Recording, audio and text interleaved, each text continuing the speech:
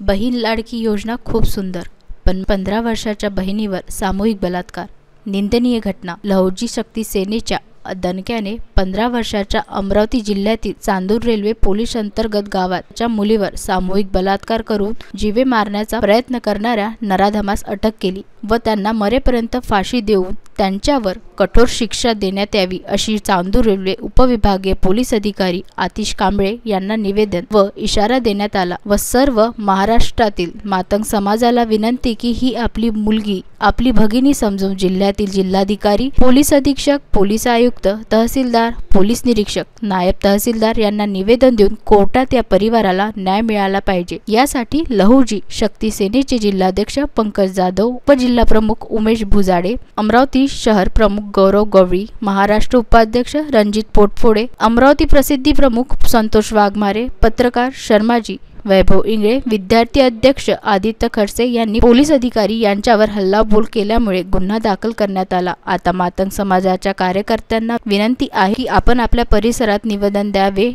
व आपल्या लाडक्या बहिणीला न्याय मिळावा ही अपेक्षा अमरावती जिल्हा अध्यक्ष लहुजी शक्ती सेना डॉक्टर रुपेश खडसे यांनी केली। चांदूर रेल्वे ह्या पोलीस स्टेशन अंतर्गत असलेल्या एका छोट्याशा गावामध्ये एक मातंग समाजाचा कुटुंब राहत होतं। त्या कुटुंबामध्ये 15 वर्षाची मुलगी तिचे आई वडील राहत होते। काही नराधमांनी जातीवादी मातंग समाजाच्या मुलीवर अत्याचार करण्याचा दृष्टिकोनातून तिला जवळपास 500 दिवसा अगोदर त्या मुलीला घेऊन एका शेतामध्ये गेलेत। शेतामध्ये तिच्या तोंडामध्ये रेती टाकली, रेती टाकून तिच्यावर अत्याचार केला।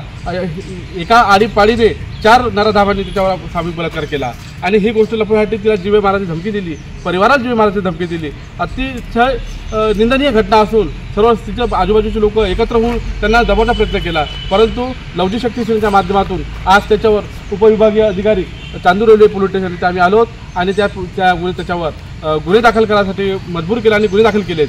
जर ह्या नराधमांना तात्काळ ह्या ट्रॅक कोडामध्ये टाकून त्याच्यावर फाशी शिक्षा झाली पाहिजे, त्याच्यावर कठोर कारवाई झाली पाहिजे आणि त्या पीडित महिलेला न्याय मिळाला पाहिजे, त्या घरामध्ये एखाद्या कुटुंबाला नोकरी मिळाली पाहिजे। अशा तऱ्हेची आमची मागणी आज लहुजी शक्ती सेनेच्या माध्यमातून आशिषजी कांबळे अपेक्षा नाही आलो होतो, पण आशिषजी कांबळे आम्हाला त्यांनी वेळसुद्धा दिला नाही।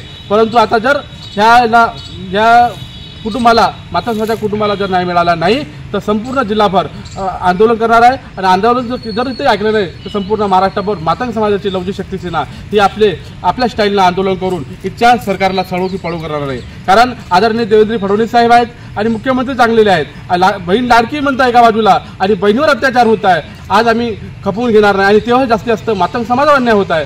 मातंग समाजाला अन्याय किती भोगावा, कुठे कुठे लोक मातंग समाजाला गू चारतात, मातंग चारतात, अन्याय करतात। आज आमच्या महिला बहिणीवर 15 वर्षाच्या अल्पवयीन मुलीवर बलात्कार केलेला आहे, ही काळीमा फासणारी गोष्ट आहे। जर ह्या एसडीओपीओनी आणि PSIनी PIनी जर आमचं तात्काळ त्याच्यावर कठोर कारवाई केली नाही तर आम्ही वेगळ्या पद्धतीचे आंदोलन करून या सरकारला सळो की पळो करणार। व्हिडिओला लाईक करा, सबस्क्राईब करा, मंडल न्यूजच्या YouTube चॅनलला सबस्क्राईब करा, फेसबुक आणि Instagram पेजला लाईक करा।